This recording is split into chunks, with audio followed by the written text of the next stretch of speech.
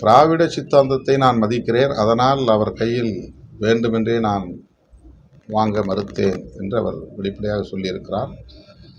அவருடைய கொள்கை பிடிப்பும் அவருடைய துணிச்சலும் பாராட்டத்தக்கது என்றாலும் கூட நீங்கள் சொன்னதைப் போல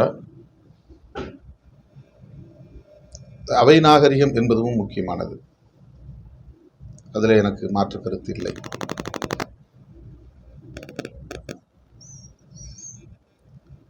அவர் செய்த செயல் எனக்கு ஒரு வகையிலே ஏற்புடையது என்றாலும் கூட அவருடைய கொள்கை பிடிப்பு, அதாவது திராவிட சித்தாந்தத்தின் மீது உள்ள கொள்கை பிடிப்பு, அதனை அவமதிக்கிற ஆளுநர் அவர் கையில் நான் எப்படி வாங்க முடியும் என்கிற அந்த நிலைப்பாடு அதே கோணத்தில் பார்க்கிற போது சரி என்று தோன்றுகிறது. ஆனால் தனிமனித அணுகுமுறை என்று வருகிற போது அவை நாகரிகமும் முக்கியமானது தான். இது நாளை எடுத்துக்காட்டா இருக்காதா?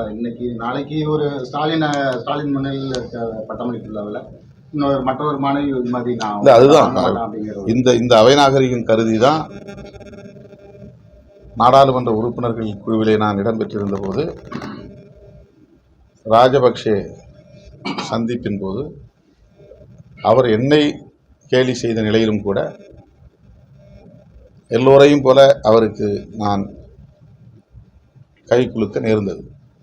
அவர் மீது கோபம் இருந்தது, வருத்தம் இருந்தது, வலி இருந்தது. அவருடைய நடவடிக்கைகளை கண்டிக்க வேண்டும் என்கிற நிலைப்பாடு இருந்தது.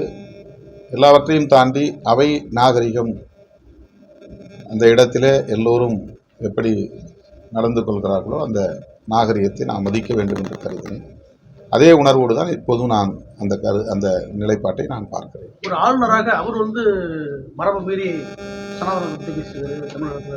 அது தவறு. அவர் கட்டாயமாக தவறு. அதனால தான் சட்டசபையில் அவரே வெளியேற வேண்டிய நிலை ஏற்பட்டது. அவை நாகரிகத்தை அவரே கடைபிடிக்கவில்லை என்பதும் நாம் நினைவு கூறத்தக்க ஒன்றுதான். செய்திகளை உடனுக்குடன் தெரிந்து கொள்ள கீழ்கண்ட கேபிள் மற்றும் டிடிஹெச் நெட்வொர்க்குகளில் எம்நாடு செய்தி தொலைக்காட்சியை காணுங்கள். பாதகம் செய்பவரை கண்டால் நாம் பயம் கொள்ளலாகாது பாப்பா. மோதி மிதித்து விடு பாப்பா, அவர் முகத்தில் உமிழ்ந்து விடு பாப்பா. அண்மை செய்திகளை உடனுக்குடன் தெரிந்து கொள்ள இணைந்திருங்கள் எம்நாடு தொலைக்காட்சியுடன்.